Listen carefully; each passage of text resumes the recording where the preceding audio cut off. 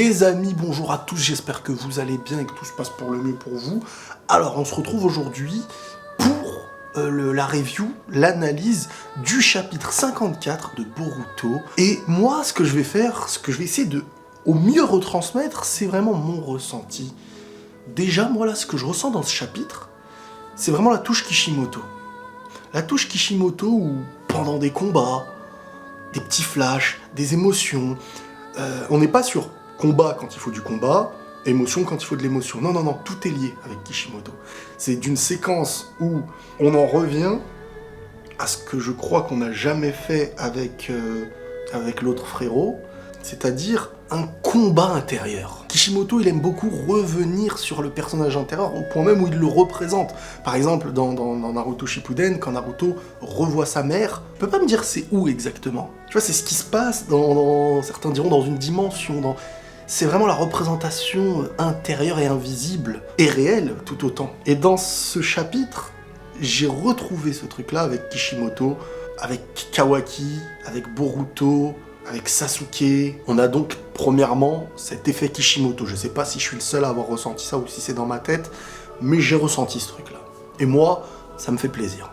On a la conséquence d'un Boruto qui apparaît extérieurement, donc avec le Momoshiki, Borushiki et tout ça, et un Kawaki, d'une certaine façon, qui parle à son intérieur, pour essayer de le réveiller. Je suis un peu déçu dans la réaction, c'est que là, t'as quand même, Boruto, qui n'est pas maître de lui-même, mais qui vient de défoncer le Rinnegan de Sasuke.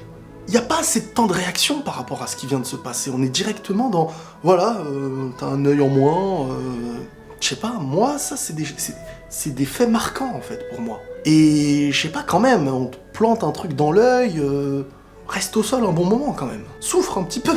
Bon, c'est bien que dans Naruto, hein, on change d'œil comme on change de chaussettes, parfois. Ce chapitre, je lui donnerais comme sens le début de la fin, pour plusieurs aspects. Premièrement, on a un Naruto qui... On est sur la fin d'un Naruto. Et on peut dire la fin pour peut-être la mort qu'il aura, ou la fin pour la fin de son règne, de sa puissance, de Naruto qui est, ça y est, au-dessus, qui est le sauveur. Non, c'est pour ça que je vous dis, pour moi, Naruto, c'est soit il le tue, soit il te le rend handicapé. Je préfère avoir un Naruto mort qu'un Naruto handicapé. Alors certes, le Naruto handicapé, quand je dis handicapé, c'est celui qui n'est plus capable d'utiliser sa puissance, donc il vit un handicap, quoi. Il apporterait encore à l'histoire, attention, il apporterait dans même ne serait-ce que l'émotion qu'il pourrait y avoir face à un Boruto qui n'est plus maître de lui-même et qui devient une menace, une ultime menace même, pour vous dire. Un monde qui devient de plus en plus sombre, un univers qui devient de plus en plus sombre. Boruto, malgré tout ce qu'il peut représenter, ce qu'il peut avoir de sain, devient de plus en plus maléfique. Naruto, qui downground, là, ou je sais pas quoi, diminue. Sasuke, qui diminue. Et on a, je pense, avec le retour de Kishimoto, la volonté de revenir à certaines bases. Le Sharingan, Amaterasu, plus de techniques qui sont propres à des personnages comme Sasuke, avec son Amaterasu. Moi, j'ai préféré le Sharingan au Rinnegan. Le Rinnegan, je trouve, c'est over-cheaté, c'est tout, en fait. C'est tout, et comme c'est trop tout, parfois c'est rien. Alors qu'un Sharingan, c'est pas ce qui est le plus haut, mais tu l'utilises de plusieurs façons, mais de manière limitée à la fois. Ça fait du bien de revoir de l'Amaterasu. Et c'est aussi un moyen pour Sasuke de le faire diminuer, que la menace et les vrais combats à l'avenir, ce ne sera pas toujours Sasuke, Boruto, même si Sasuke sur le coup pourra aider, pourra apporter un peu de ce qu'il fait. Mais voilà, on a vraiment en 2 chapitres diminué clairement un Naruto et un Sasuke, je pense. De l'autre côté, t'as Boruto qui quand même, tu le vois, il est en duel contre Sasuke, c'est symbolique. Tu vois Boruto d'un côté, et on parle de Borushiki bien sûr, de l'autre côté t'as Naruto par terre, Kawaki, Sasuke. Qui aurait pu penser tomber sur une image comme ça, en fait? Kawaki, à la base, on s'est dit, ça allait être le nouveau rival, le nouveau machin, mais là, t'as Boruto qui est le plus dangereux et le plus éloigné. Et là, écoutez bien, c'est super profond, parce que ce qui maintient le côté propre et sain de Boruto en vie, c'est le lien qu'il possède avec rival, frère, Kawaki. Mais le côté néfaste de Boruto, Momoshiki, Boroshiki, va normalement tout faire pour éloigner Boruto de ses liens qui sont purs. Donc on est sur un combat intérieur, comme à l'époque un peu avec Sasuke, mais d'une autre manière, d'un Sasuke qui voulait s'éloigner de tout lien, de tout ce qui pouvait lui apporter un sentiment d'amour, parce que c'est la faiblesse et c'est ce qui le ferait régresser, parce que à s'attacher, à aimer, tu nourris un petit peu ton être, t'es apaisé, et c'est pas l'apaisement qui va te pousser à te surmener pour être plus fort, c'est la haine que Sasuke avait choisie pour aller retrouver Itachi et essayer de le tuer. Son intérêt premier, c'était la vengeance. Et ce n'était pas par la paix ou l'amour qu'il aurait réussi à grandir. Ça peut faire du bien, mais parfois ce bien, il fait du mal. Même aujourd'hui, des humains normaux comme nous, parfois le sentiment d'attachement, certaines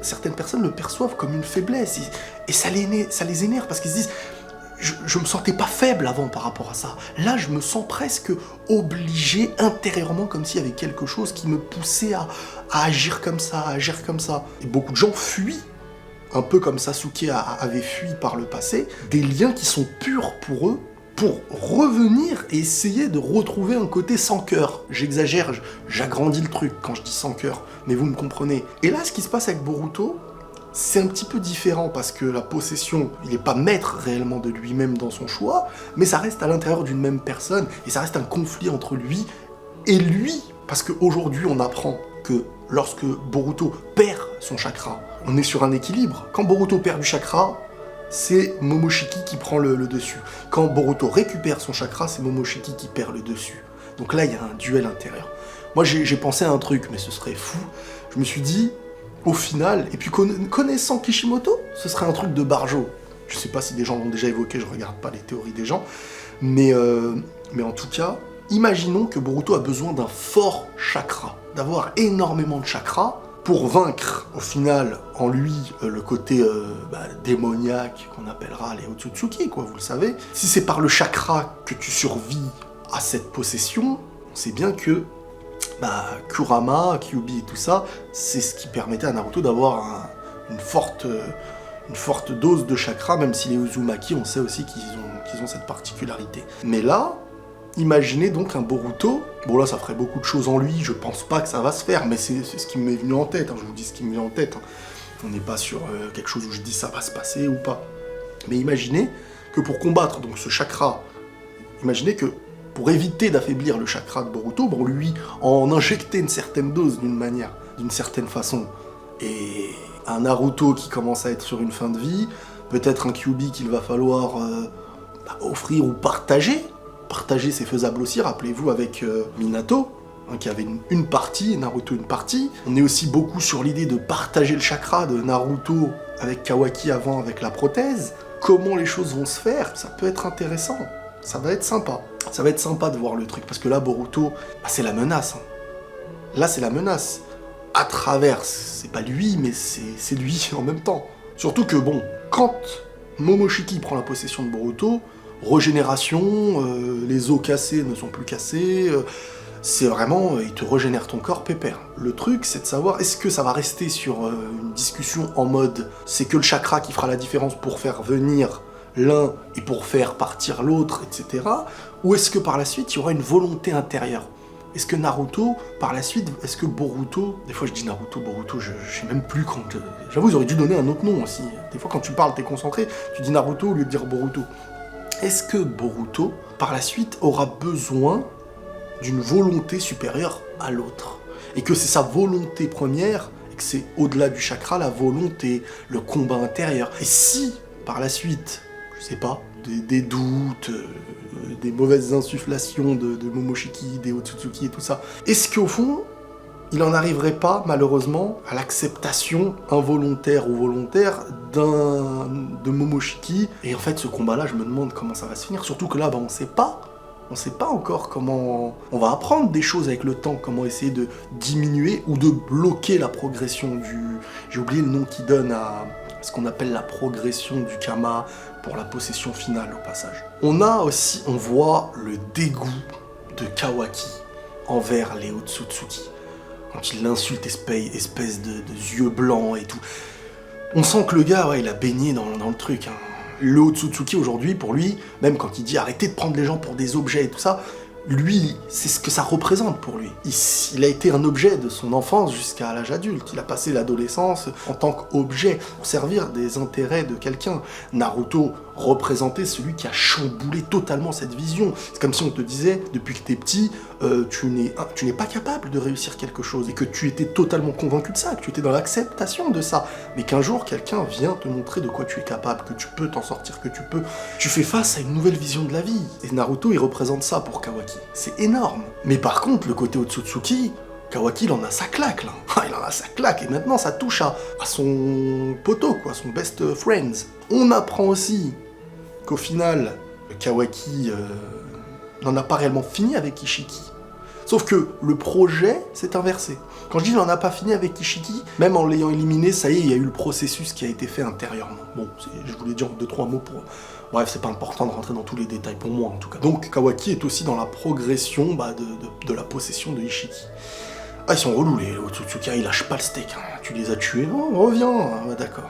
Et là, en fait, avant, c'était Ishiki qui voulait utiliser Boruto Shiki, ou comme vous voulez, là, Boruto Shiki machin, Borushiki, Boruto possédé par Ishiki, comme nourriture pour leur truc, là, leur jubi à eux, quoi. Et ça permettrait donc de faire sortir un fruit de l'arbre que les Otsutsuki mangent et deviennent... Waouh, voilà. C'est marrant parce qu'en fait, du côté extérieur, Boruto et Kawaki, c'est des frères. Du côté intérieur et de ce qui les possède, ils deviennent ennemis. Parfois, il y a l'éveil de l'un, pas de l'autre, qui fait que y a un combat avec la volonté d'éveiller l'autre, et à chaque fois, en fait, il y a ce truc extérieur, intérieur, extérieur, intérieur. C'est ça sur quoi Kishimoto est pour moi le mieux placé pour bien en jouer, surtout avec le côté petit flashback au bon moment, pendant le truc, on parle de la promesse de telle personne, de trucs.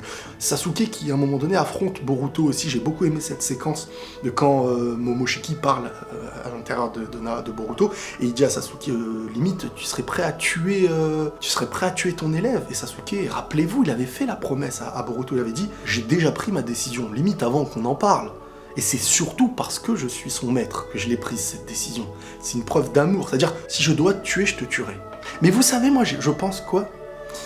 Je pense vraiment que, à un moment, Sasuke, il a fait cette promesse soi-disant de devoir tuer. Je pense qu'à un moment, il aura le choix. Tuer, ou se faire tuer, ou peut-être pas se faire tuer, mais il va quand même pas le faire. Il va quand même pas le faire. Alors certes, là, il est à 2 doigts de le faire normal, hein, Amaterasu et tout. Et tu vois, au passage, ça nous redonne le charme de certaines techniques. Parfois, le surboostage de tout, ça salit pour moi des belles techniques. Là, on revient sur des belles techniques.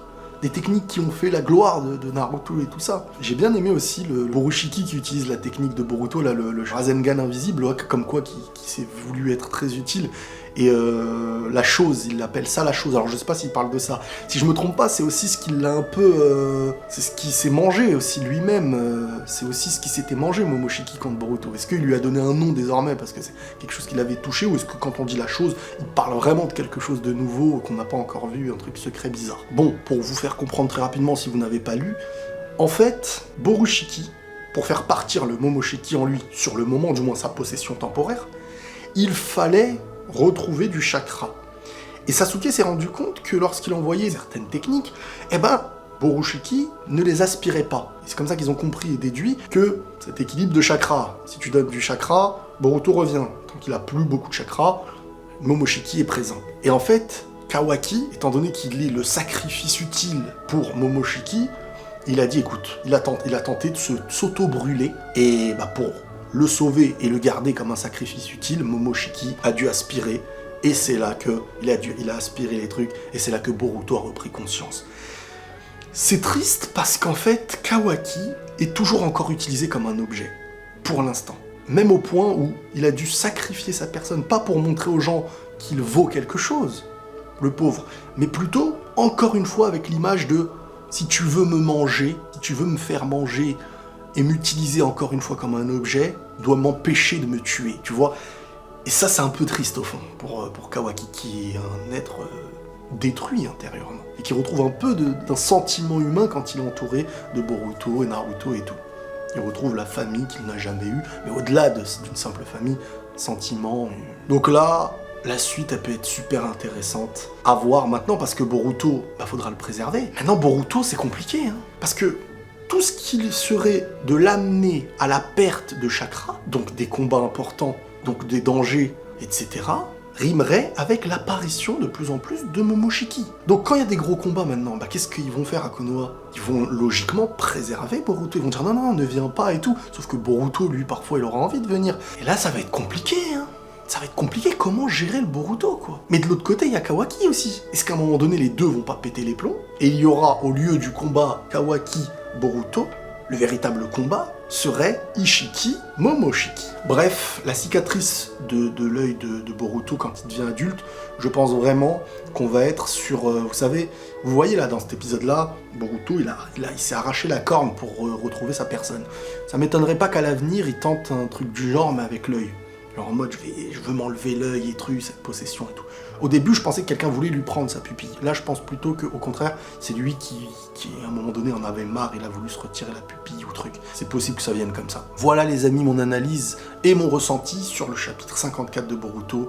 Là, on est sur du lourd. Je pense que après cette petite période-là, on n'est pas loin du Boruto Shippuden.